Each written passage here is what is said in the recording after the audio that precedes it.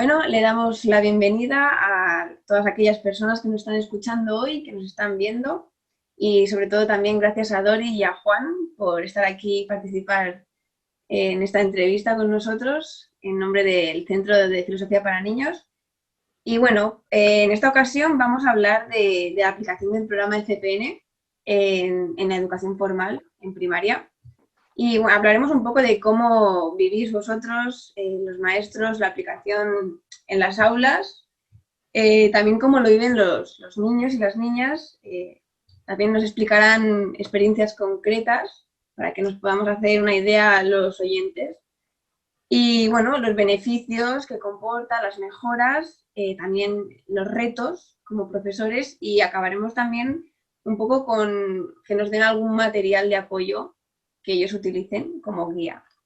Así que bueno, si os parece bien, empezamos con la presentación. Presentamos, por ejemplo, a Dori. Vale. Te damos Bueno, paso. pues nada, gracias a ti, Iria, y a ti, Juan, pues por esta oportunidad, ¿no? de compartir este ratito de filosofía para niños y nuestra labor educativa. Y además hoy es un día especial, es el Día del Maestro, y entonces, pues bueno, pues ya lo aprovechamos, ¿no? Bueno, pues nada, yo actualmente estoy de tutora en quinto de primaria y también de especialista de lengua en quinto. Pero voy rotando cada año, ¿no? Pues como tutora entre quinto y sexto y también utilizando el tema de la especialidad de lengua. Estoy trabajando en un colegio privado concertado de Alcalá de Henares, Madrid, de la Comunidad de Madrid.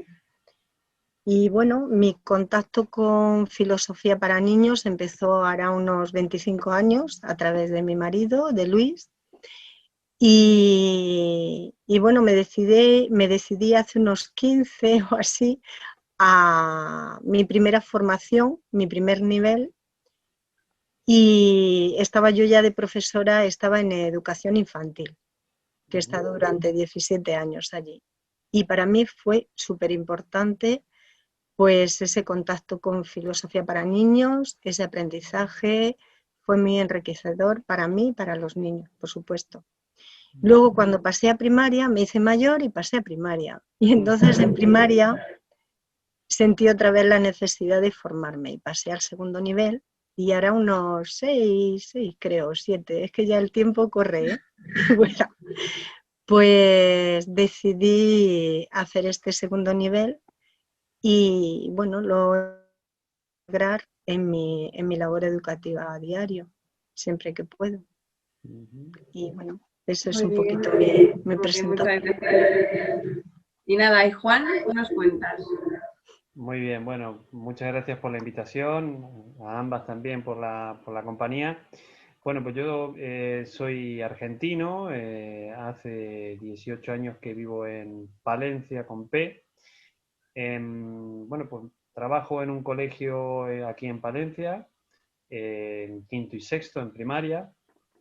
Originalmente vengo de la educación física, hice educación física en Argentina, aunque luego, bueno, pues ahora, bueno, pues doy lengua mates, he dado conocimiento del medio también. El contacto con filosofía para niños viene desde hace pues unos 10 años más o menos, cuando, bueno, pues leyendo, buscando mejorar un poco la práctica y darle un poquito más de significado y de sentido, pues conocí la metodología primero y luego el sentido de esta práctica, ¿no? Bueno, pues y a partir de ahí, hace unos 10 años comencé con los cursos, me empecé a relacionar con el Centro de Filosofía para Niños y bueno, y hasta ahora que sigo. Muy bien. Pues nada, pues ahora me gustaría que me contarais un poco, que hicierais una síntesis para refrescar a los oyentes de, bueno, qué es para vosotros filosofía para niños. Así que si quieres empezamos por ti, Juan. ¿Qué es filosofía para niños? Bueno, en principio a mí me gusta pensar, me gusta decir que, bueno, que son primero inicialmente, si alguien que escucha que no es de filosofía para niños, que primero lo primero que genera el rótulo de filosofía para niños es asombro, porque dice, bueno, ¿cómo filosofía para niños? Acostumbrados como estamos a escuchar que la filosofía o a observar que la filosofía es algo para señores que tienen barba y que vivieron hace mucho tiempo. ¿Eh?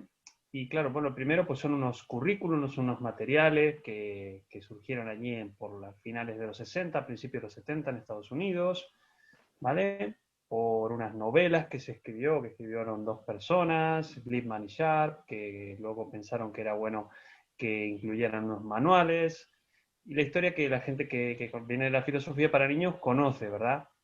Aunque a mí me gusta pensar algo que dice bastante gente, que es como una actitud del profesor, una disposición, ¿no?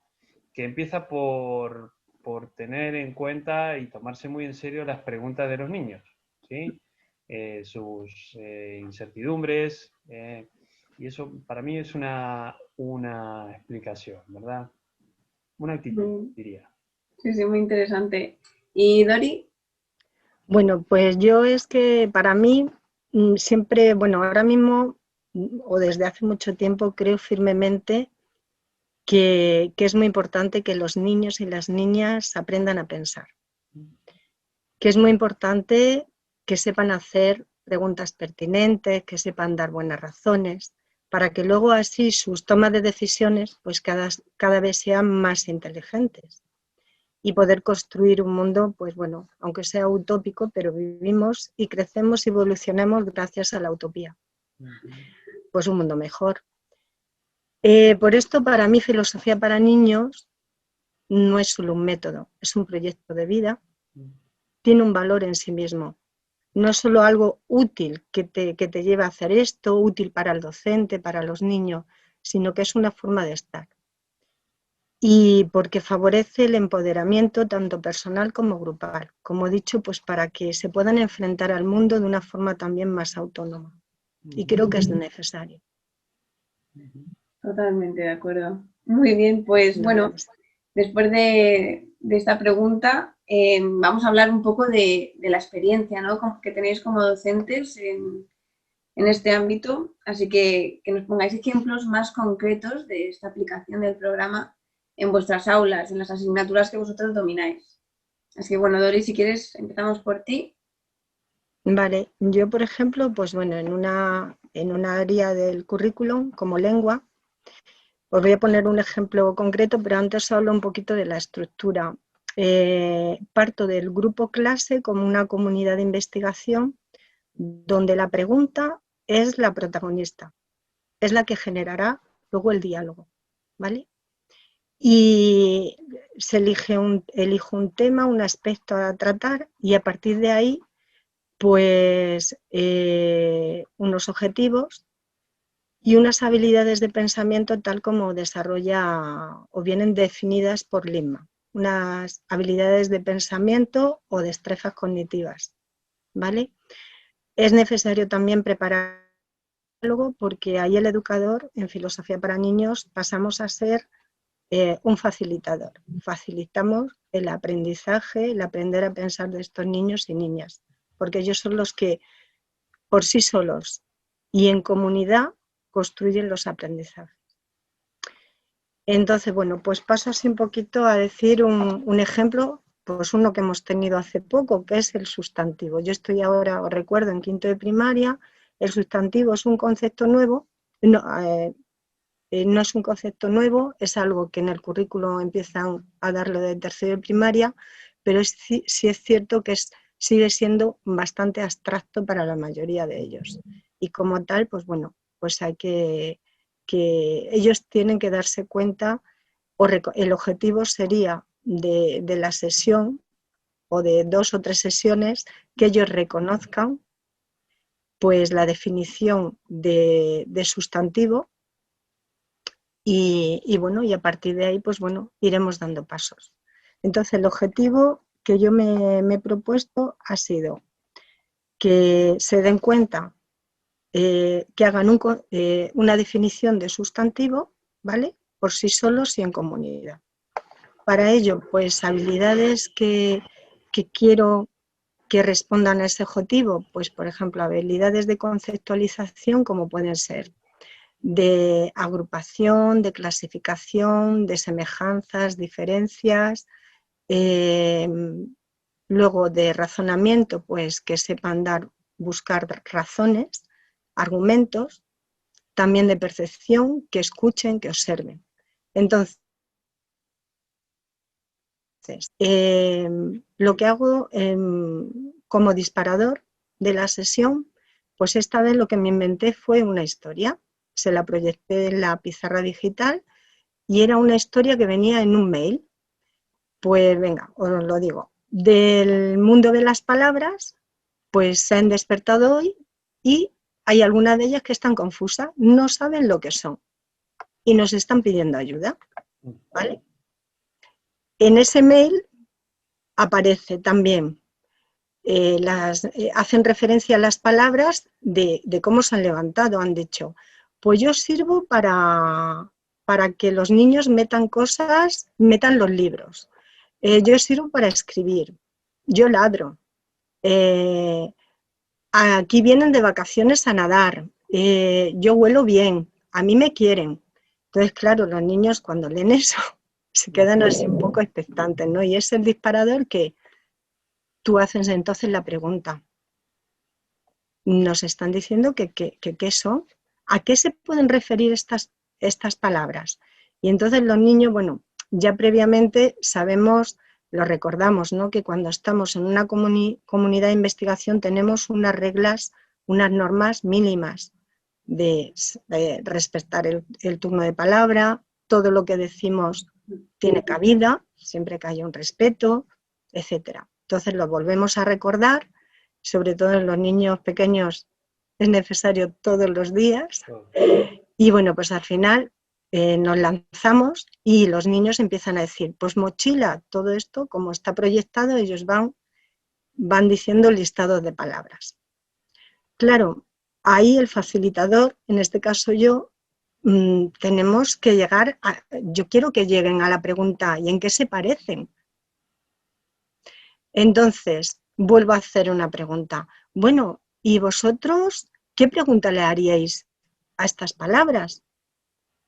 Y bueno, pues algunos dicen, pues, ¿estáis bien? ¿Habéis comido bien? Porque ya empieza pues, ese pensamiento creativo, imaginativo, pero tampoco se puede ir muy lejos. Entonces, si ves que no lo retoman, en mi caso, si hubo un niño que dijo, ay, pues yo creo que tienen algo en común. ¿Y qué es eso de común? Antonio, ¿tú entiendes eso? ¿Qué significa común? Porque ves las caras que van poniendo.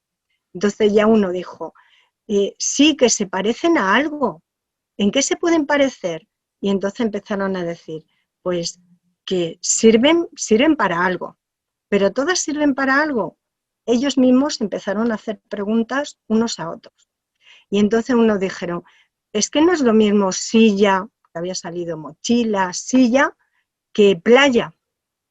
¿Y por qué no es lo mismo? Bueno, ese es el plan de diálogo y tú vas haciendo que se vaya desarrollando y vas también preguntando a niños que no participan, porque de lo que se trata es que todos piensen, los tímidos, los menos tímidos, los que tienen dificultades.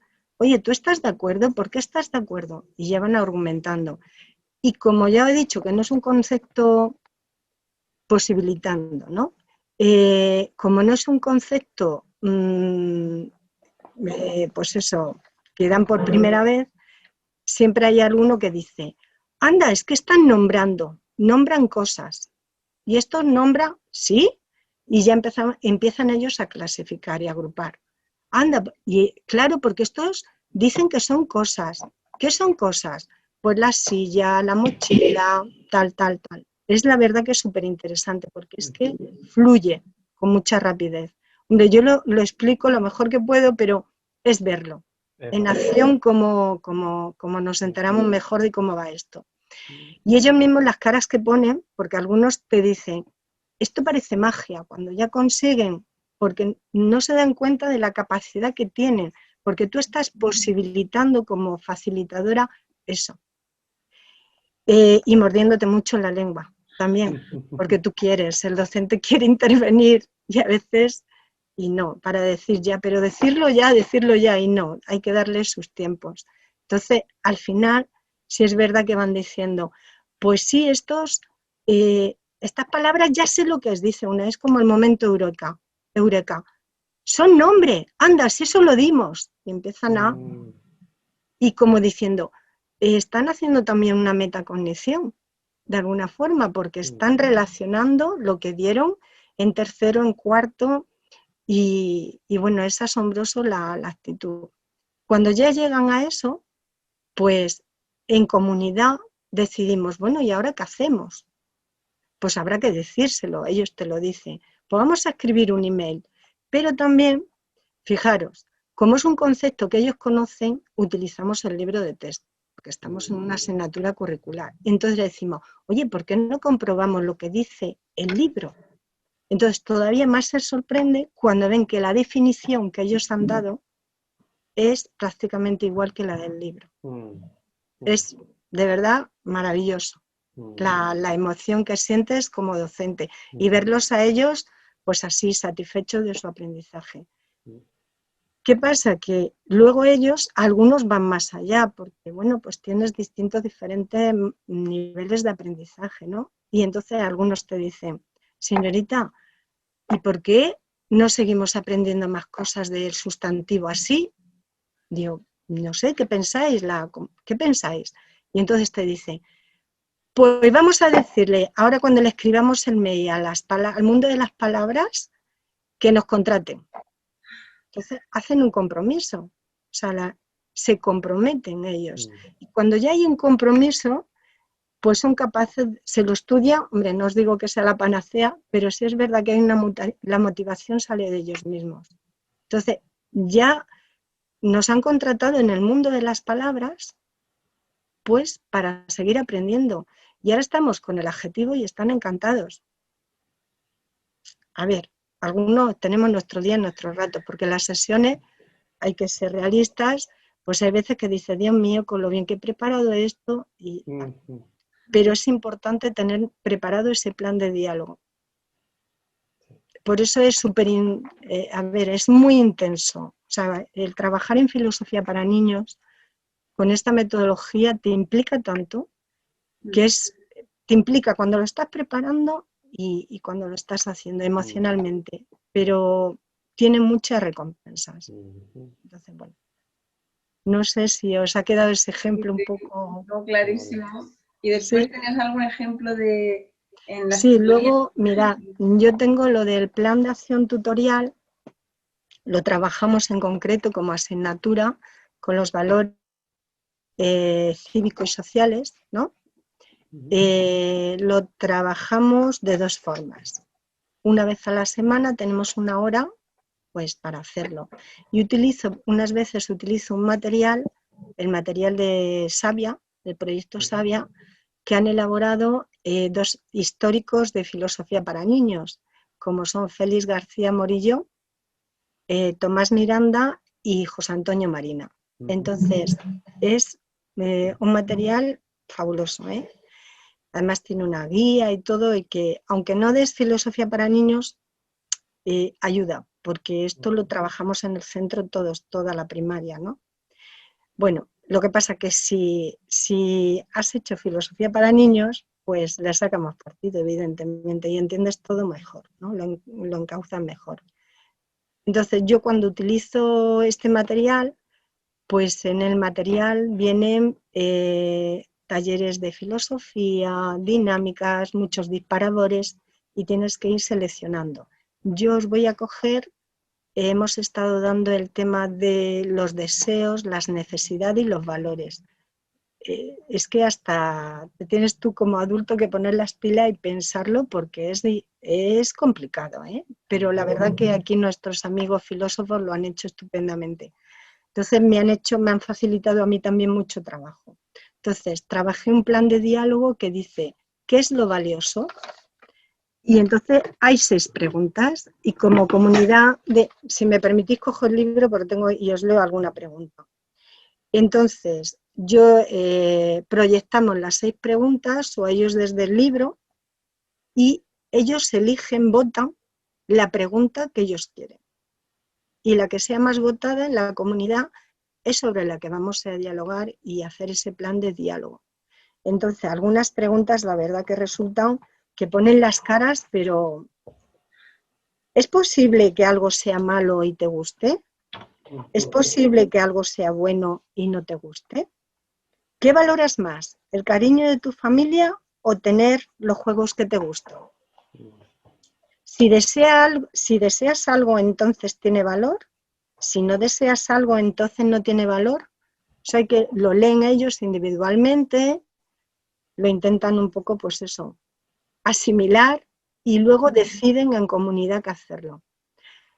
¿Qué pregunta o qué pregunta? A veces sale otra, te dicen, ¿y podemos hacer otra diferente? Y decimos, vale. Y a lo mejor sale esa votada. Pero evidentemente que tenga relación con esto, porque hombre, si vas a preguntar, ¿me voy a ir de vacaciones o no? Y nada, y bueno, pues al fin. Luego también trabajamos los equipos de trabajo cooperativo de inteligencia múltiple, que es compatible con filosofía para niños, y a veces son dentro de los equipos los que eligen esas preguntas. Un poquito así la dinámica. Pero yo lo que me gusta más es entrar en contacto con los conflictos que se desarrollan a diario y resolverlos, evidentemente, o intentar resolverlos dentro del aula. Y os voy a contar uno de ellos,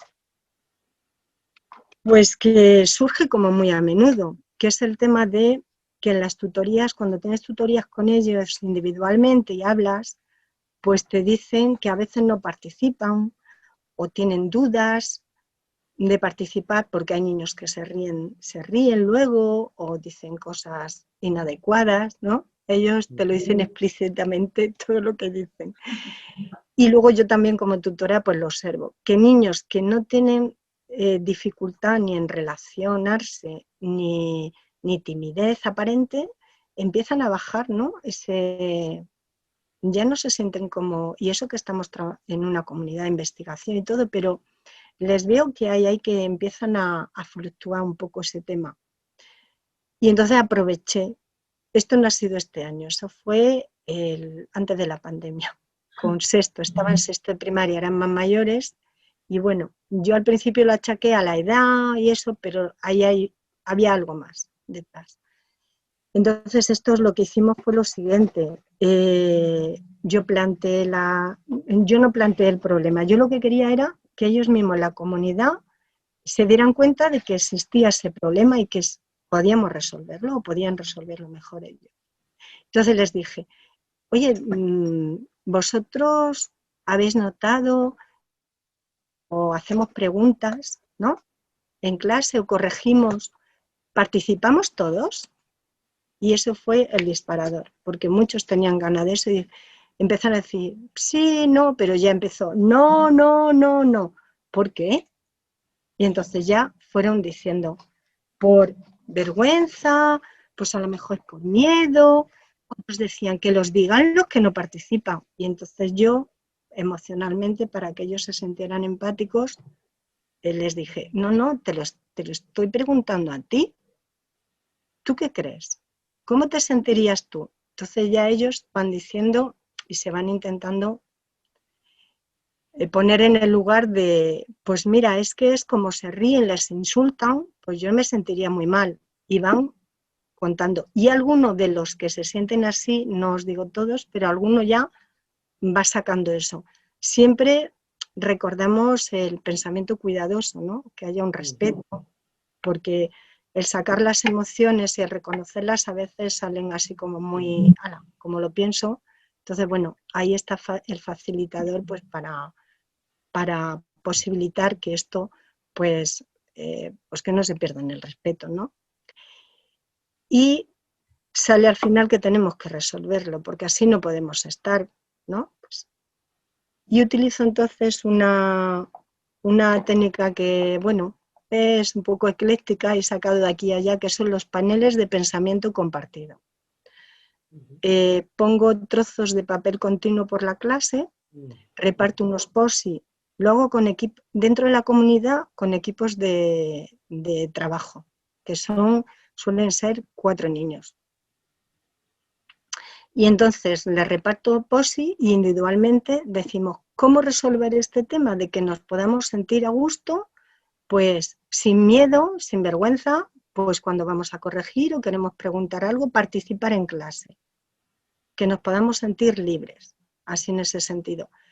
Entonces ellos empiezan a escribir soluciones, pueden ser palabras, frases, un dibujo, como cada uno se sienta a gusto. Todos los hacen a la vez, ¿vale? Y cuando ya los tienen, los van pegando en su panel de su equipo y lo leen individualmente. Pero van leyendo el de cada uno. Y luego, una vez que hacen esa fase, lo comparten entre ellos, ¿vale? Siempre pues decimos que no hablen muy alto porque un equipo y otro y las clases no son muy grandes y sabéis lo que pasa. Pero estar feliz, yo pues estoy por ahí, pues eso, diciendo, ay, qué bien lo estáis haciendo, motivando un poquito, qué bien y tal. Y ellos intentan también agrupar las habilidades de pensamiento, pues que hemos dicho antes, de conceptualización. Están agrupando y clasificando. Podéis ponerlos a las soluciones que sean parecidas, podéis ponerle un nombre, pues si se refieren con un valor, si es el respeto, si es la ayuda, ayuda. Y luego les doy unos gomés y ellos votan en cada equipo la solución que creen más acertada o que les gusta más. Y luego, cuando ya lo tenemos todo, vamos al panel comunitario, que es el de todos, que se expone en el centro de la clase, y ahí lo van pegando. Hay un portavoz en cada equipo de cooperativo y van exponiendo las soluciones. Vemos entre todos las semejanzas y diferencias, porque si hay soluciones que son parecidas o no, pues ya tenemos ahí otras habilidades. Están razonando, inventando, creando, bueno, todas esas habilidades de pensamiento que son necesarias para resolver un conflicto. Y sobre todo dialogando, sin enfadarse, sin gritarse, y que es lo importante. Y cuando ya están todas, pues claro, se queda el panel así y todos dicen qué bonito, qué bien lo hemos hecho, pero ahora ¿qué hacemos? Y entonces ahí llega la metacognición de alguna forma, que es el compromiso. Se escribe un compromiso, estos son en varias sesiones, o sea, hacemos una, se van dejando y lo dejamos para otro. Están en la clase porque en una sesión imposible. Entonces, hay veces que son 2 y 3 sesiones. Y la de final, la del compromiso, que queda en un eslogan, una frase, y pues está presente ahí. Y la verdad que cuando se hace eso, cambia el ambiente de la clase. Luego se diluye otra vez, porque esto es así, somos humanos, a veces lo retomamos un poquito, ¿no? Oye, ¿os acordáis? ¿Y este compromiso que ha pasado con él? Tenemos, pero sí se nota. Una cosa que se me ha olvidado súper importante, estoy hablando de la metacognición y se me ha olvidado que para llegar a la metacognición es importante hacer la evaluación, porque he hablado, se me ha olvidado decirlo, lo siento, estamos a viernes, tanto en lengua como en el plan de acción tutorial, pues utilizo la evaluación. A mí me gusta mucho la de Angélica Satiro, figura analógica. Cuando son, por ejemplo, ahora en quinto, que acabo de empezar con ellos en esto, pues utilizo lo que es una evaluación figuroanalógica, pero abierta, cerrada. ¿Qué es? Pues que cojo 2 elementos, en este caso, pues cuando dividí lo del sustantivo para evaluar la sesión, y cogí una linterna y una papelera y les dije, pues vamos a evaluar la sesión, ¿vale? Entonces, pues bueno, la linterna es lo que me gusta y la papelera lo que no me gusta. Y decían el por qué. E intento que participen todos, también es importante, ¿vale? La cerrada, cuando ya tenemos más rodaje, o sea, la abierta, es que pones varios elementos, por ejemplo, diferentes tipos de gafas, y dices, bueno, elegir un elemento para evaluar esta sesión. ¿Cuál os gustaría? ¿Por qué lo habéis elegido? ¿Qué os ha enseñado? Entonces, como veis, ahí es más abierta y se tarda un poquito más, ¿no?, en evaluar, pero también muy enriquecedora para ellos y muy creativa. Yo no sé si No, lo he dicho de prisa, si... está muy bien explicado y yo creo que ha quedado bastante claro. De hecho, por fin tenemos un ejemplo claro de la aplicación, que yo creo que es importante, porque la gente a veces no acaba de entender en qué consiste, así que muchas gracias, Dori. Y bueno, ahora Juan, si quiere, nos cuenta sus ejemplos.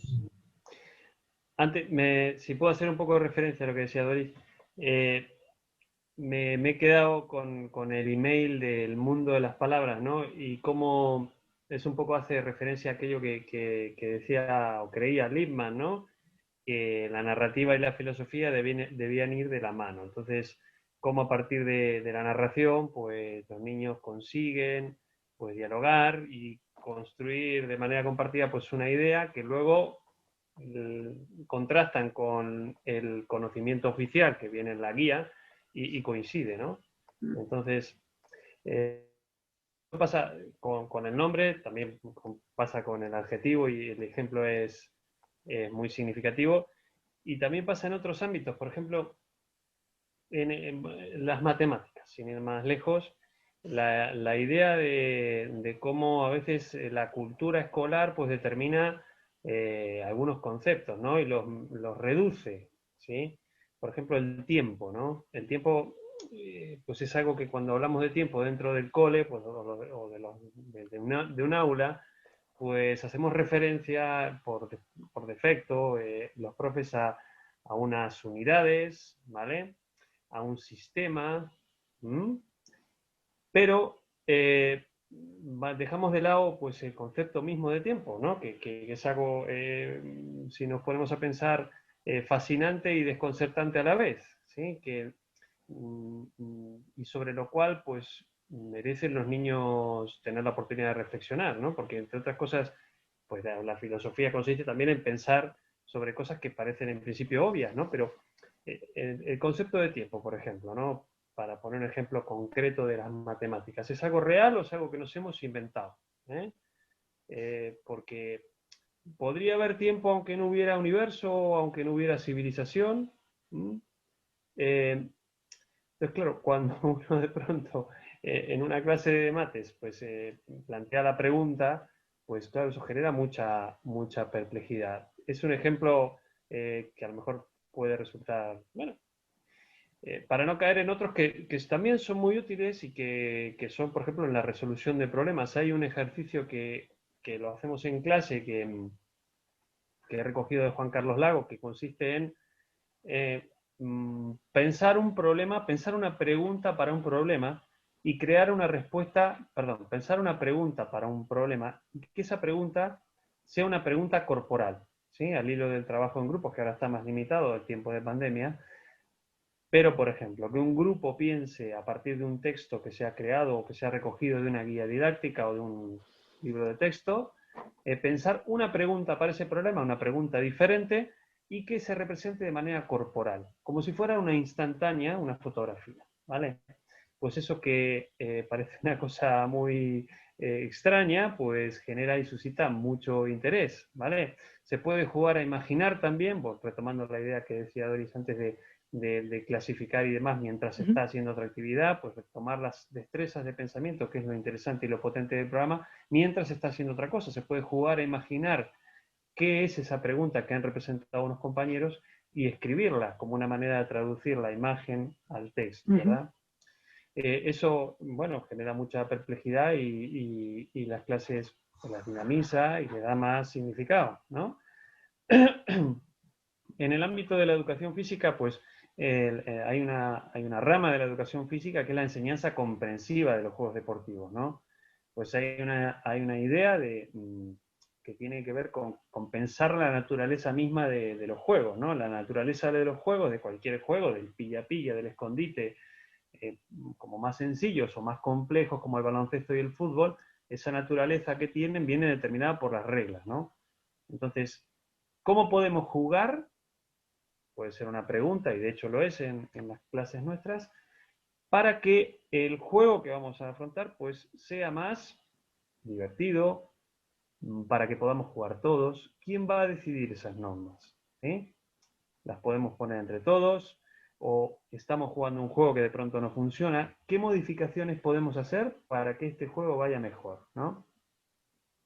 Ese tipo de intervenciones en clase pues suelen ser muy potentes y van muy en la línea de lo que mencionaba Doris antes, de poder pues hacer pues pues tener una participación más equitativa, más cuidadosa y más inclusiva, ¿no? Todo esto, no sé si te pasa a ti, pero si os pasa a vosotras, pero nos hace repensar un poco, no salir de los compartimientos de las asignaturas y pensarnos todo el conocimiento de manera más global y nosotros mismos, pues establecer interconexiones entre las asignaturas y entre los contenidos que desde otro enfoque realmente se hacen complejas y sin embargo a nosotros se nos hacen más sencillas, ¿no? Y vemos, mira, pues mientras estoy trabajando aquí el nombre, podría pensar en esta otra actividad para la tutoría, pero si hablo del nombre y hablo del mundo, a lo mejor podría pensar también en qué distancia hay entre este mundo y el otro, al hilo de lo que decías tú antes también, y de las posibilidades que tiene la actitud o el mismo programa en sí, no solo dentro del aula, sino también fuera, ¿no? El aula es un lugar que está muy bien y que permite, pues recrean o generan una serie de condiciones de iluminación, de humedad, de temperatura, que hacen que los niños enfoquen la atención en lo que nosotros queremos presentar, ¿no? Pero el profe de filosofía para niños o la profe de filosofía para niños, pues rápidamente, en lugar de presentar algo que va a ser el fin de la sesión, pues lo que hace es utilizar algo que dispare nuevas preguntas, nuevos interrogantes que de pronto abren los muros de la clase y se abren al mundo, hacia las personas, hacia otros contextos, que a veces no, el aula, para los cuales el aula pues está bien, pero se quedan quietos. Entonces, también la posibilidad que da, antes mencionabas a Angélica Sátero, y la posibilidad que da el entorno natural y cultural, ya no solo un museo, que también, pero el barrio mismo, pensando en un entorno urbano, o los parques pensando en un entorno más, bueno, pues periférico o incluso rural, pues va muy de la mano también con el planteamiento de filosofía para niños, ¿no? Como una especie de, como recordar, ¿no? La perspectiva ecosocial, que aunque no existiera esa palabra en los 60, cuando se empezó con todo esto, pues todos los materiales y el mismo currículum está impregnado de ella, ¿no? Muy interesante también todo lo que está diciendo Juan. Muy bien. Bueno, pues vamos a pasar a la siguiente pregunta, si queréis, es hablar un poco pues, de los beneficios y mejoras, tanto a corto, a medio y largo plazo que implica la aplicación, que más o menos las habéis dicho, pero para clarificarlas así y destacarlas un poquito más, pues bueno, si quieres, Juan, empiezas tú y después le sigue Dori. A ver, para decirlo así, un poco, si quien no nos está escuchando quiere acercarse, una cosa muy recomendable, no sé si estáis de acuerdo, pero es leer las novelas. Leer las novelas es algo interesante porque la misma actitud de los protagonistas en el currículum, digamos, de filosofía para niños, pues está plagado de novelas. Plagado es una expresión que no sé si es la apropiada, pero bueno, pues las hay desde los 3 hasta los 18 años. Y luego, pues todas las personas que han recogido el testimonio y el testigo del imán, pues han escrito sus propios materiales y esto se ha ido promocionando y promoviendo por todo el mundo. Pero las novelas muestran a los personajes con una actitud que no se encuentra en otro tipo de narración. Y esa actitud es la de sujetos, la de niños y niñas que están, bueno, pues, que piensan sin parar, ¿verdad? Por ejemplo, Pixie, dice, Pixie no es mi verdadero nombre, Pixie es un nombre que me he inventado yo misma, ¿vale? ¿Que cuántos años tengo? Pues los mismos que tú, va dialogando con el lector, ¿verdad? Y es un poco lo que les pasa a ellos, por eso se reflejan tanto y por eso las novelas que en principio a la mirada del adulto pueden resultar un poco áridas, a los niños les resultan atractivas porque les resultan, bueno, pues también en cierto modo muy desconcertantes inicialmente y les generan preguntas, ¿no? Porque ellos también piensan igual que Pichi sin parar, y es lo que les ha pasado desde que han adquirido el lenguaje, pero no han tenido la oportunidad de compartirlo, ¿no? Entonces, sus mentes están abarrotadas de pensamiento, ¿verdad? Entonces ellos están preocupados por ponerlos en orden, ¿no? Ellos y nosotros también. Entonces están buscando criterios para poder hacer de esos pensamientos algunos que sean más fiables. Entonces esos pensamientos le llevan a conocimientos y claro, lo que procura la filosofía o el planteamiento de filosofía para niños en concreto, que no toda la filosofía, pues es que ese conocimiento pues se ponga en orden mediante los pensamientos y que sea un conocimiento más efectivo. Entonces ahí está la importancia del rigor y de los manuales que decíamos antes, y puesto que el currículum de filosofía para niños, pues lo que promueve es que haya unas destrezas, ¿no? Que son las destrezas de pensamiento, razonamiento, bueno, incluso también de percepción, que haga que eso impregne otras disciplinas, ¿no? Entonces, a través de lo que mencionaba antes, Dori, de los POSIT, de cómo se clasifican los POSIT y demás, de las habilidades, de destrezas cognitivas o de pensamiento, pues eso se traslada a otras disciplinas como son las matemáticas, la educación física, el lenguaje, y se hace a través de, bueno, pues de algunas habilidades que están presentes en todas las asignaturas, como son la escucha, la palabra, el habla y la lectura, ¿vale? Y también, bueno, pues la observación, ¿verdad? Entonces eso es lo interesante y lo que promueve mejoras en el entorno, aunque yo estoy seguro que a vosotros os pasará lo mismo, no nos gusta pensar esto como un término utilitario solamente, ¿no? Es algo que es medular y que da significado a todo lo que hacemos dentro y fuera del cole, ¿no? Muy bien, sí. Y Dori, ¿quieres aportar algo más? Bueno, yo la verdad que es que veo que es un proceso, pero desde el primer momento empiezas a ver resultados positivos, ¿no? Y como he dicho antes, pues eso, tienen más ganas de aprender, hay un razonamiento más ágil, abarca a más niños o a casi todos los niños, por no decir a todos, los que tienen dificultades de relación, de comportamiento, de aprendizaje, se vuelven más expresivos, respetan más. El que es tímido se ve cuidado por el grupo porque lo tienen en cuenta y entonces ya tú ahí te haces más fuerte, ¿eh? El grupo te respalda.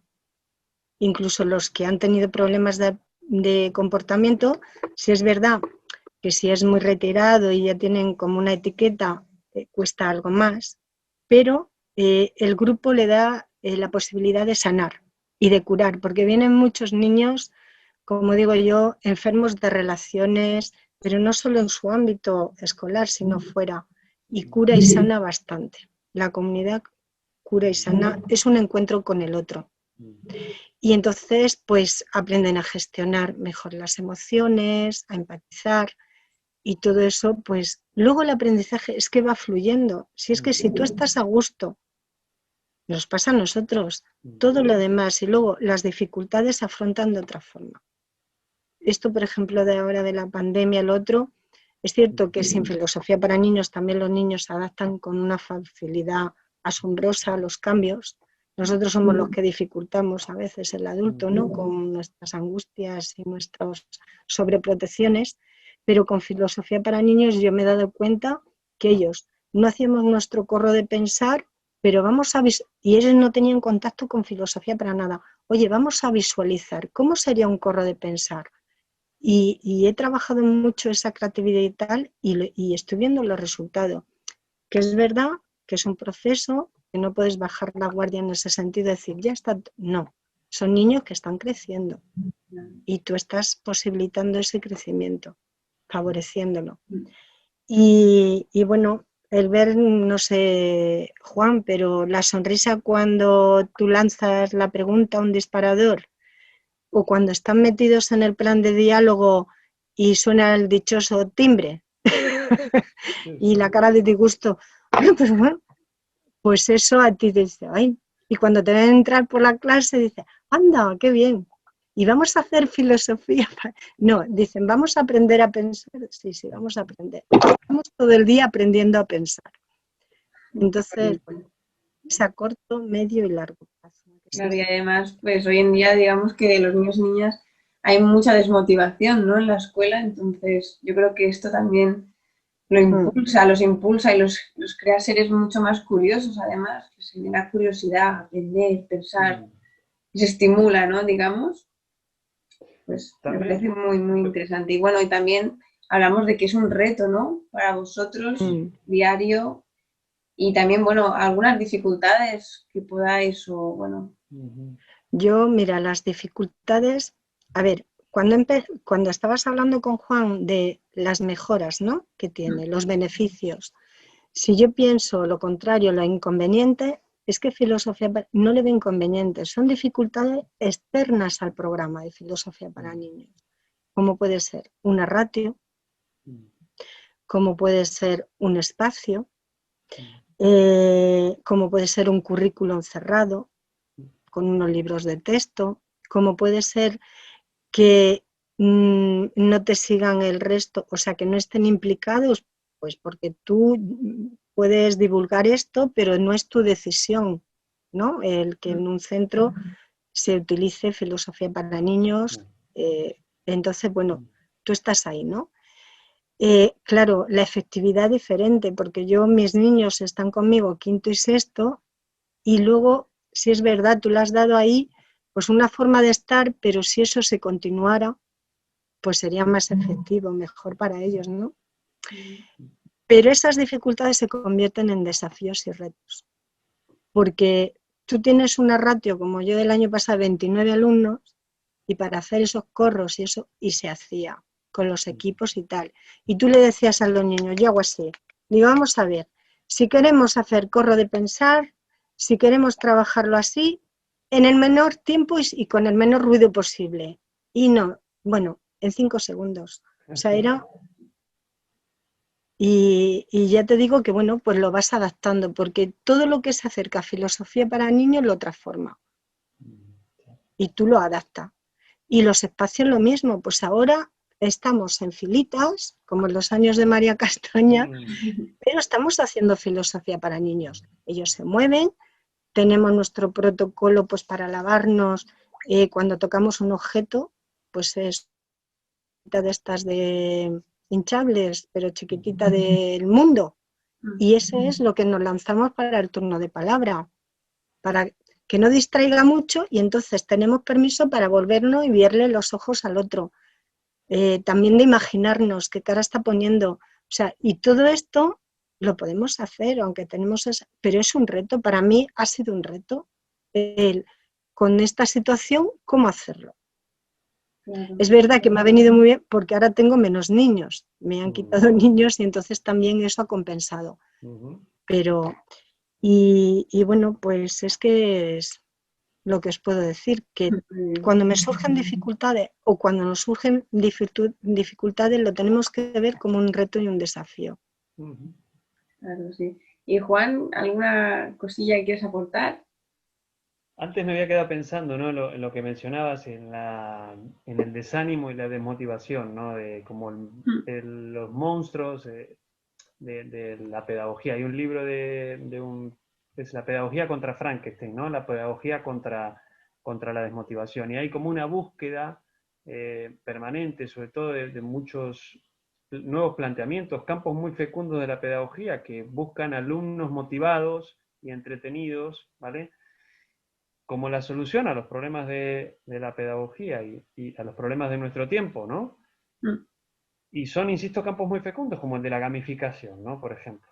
Cosa que me parece muy bien. Sin embargo, yo entiendo que el aprendizaje es algo mucho más profundo, ¿no? Y a esa profundidad es a la que se llega con planteamientos como este, el de la filosofía, ¿verdad? Los beneficios, los retos, pues sí, evidentemente la ratio es uno, las posibilidades de hablar es otro, ¿no?, los turnos de palabra.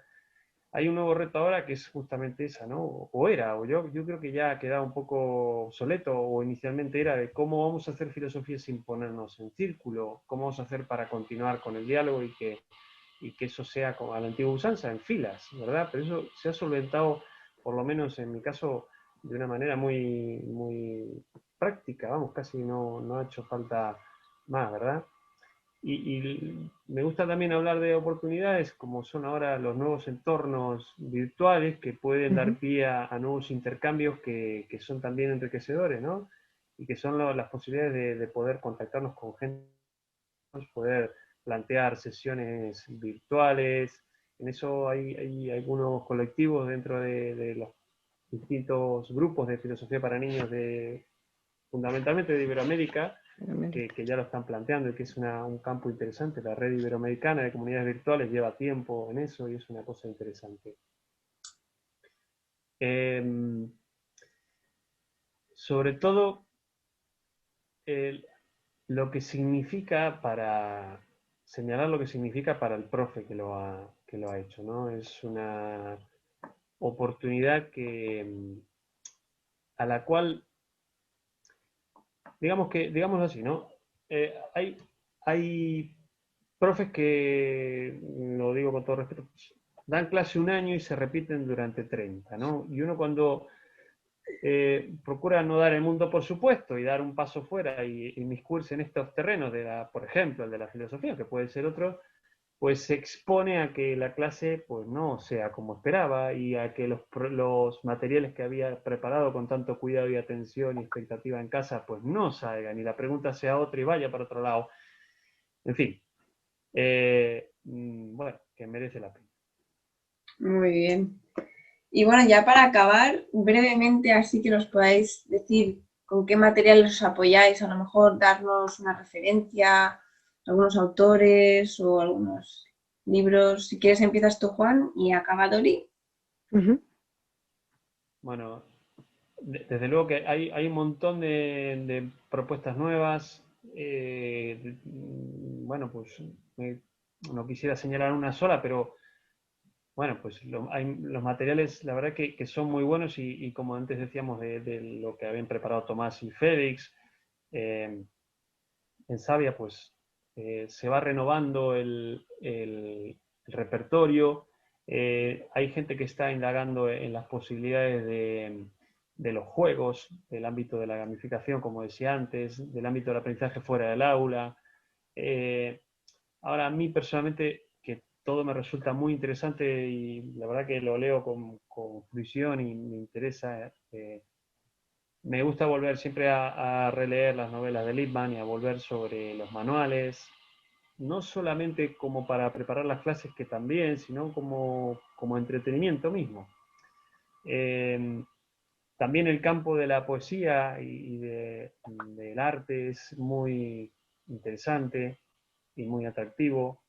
Y bueno, dejaría así como ese mensaje. Muy bien. ¿Y Dori, por tu parte? Yo, ya lo ha dicho Juan, lo del proyecto Savia y de Félix García Morillón y Tomás Miranda. El proyecto Noria también. Saco de ahí bastantes ideas.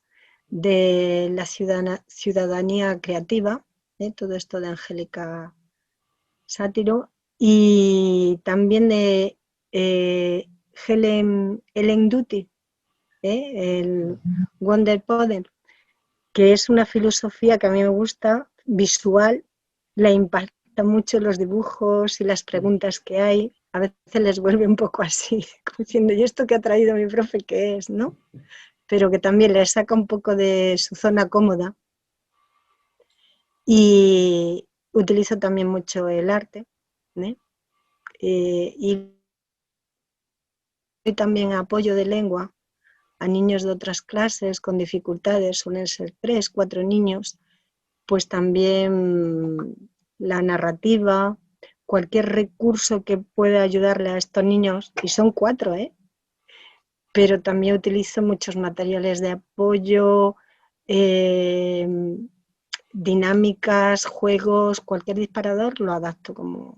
O sea, a mí cualquier cosa. Y luego a mí me encanta crear, me encanta escribir, me encanta crear, entonces yo también soy un banco de recursos. Porque antes, cuando ha dicho Juan de las cosas así que, de los desafíos y retos y tal, uno de los desafíos grandes es que es la creatividad. El docente tiene que volverse más libre con sus sesiones, tener muy claro cuando tiene una asignatura qué es lo que quiere para sus alumnos y bueno, sí, tienes que cumplir legalmente, pero se puede hacer también de la otra forma y es mucho más creativa y poderosa. Entonces yo animo a los que estáis o están, pues que sigan y a los que nos pueden escuchar, pues que se animen. Importantísimo la formación. Siempre el docente se tiene que formar, pero en filosofía para niños es la formación. O sea, esto ahí que hemos contado Juan y yo, puede abrir pues, el apetito, pero se tienen que comprometer a esa formación. Si no, pues bueno, les puede caer en sus manos un manual o algo y decir, mira qué interesante, tal, pero esto no les va a enganchar, no les va a cambiar su vida, como docente ni como persona. Muy bien, pues creo que el mensaje ha quedado bastante claro. Y bueno, con esta ya ha sido la última pregunta y daremos por finalizada la entrevista y agradeceros otra vez vuestro tiempo, vuestra dedicación y bueno, que muchas gracias por haber participado en esta entrevista. Estamos muy agradecidos desde el Centro de Filosofía para Niños y nada, que muchas gracias. A vosotros y a ti, Iria. Ha sido un placer y Juan, volverte a ver también. Muchas gracias, igualmente, y nada, un gusto. Un beso. Un besito.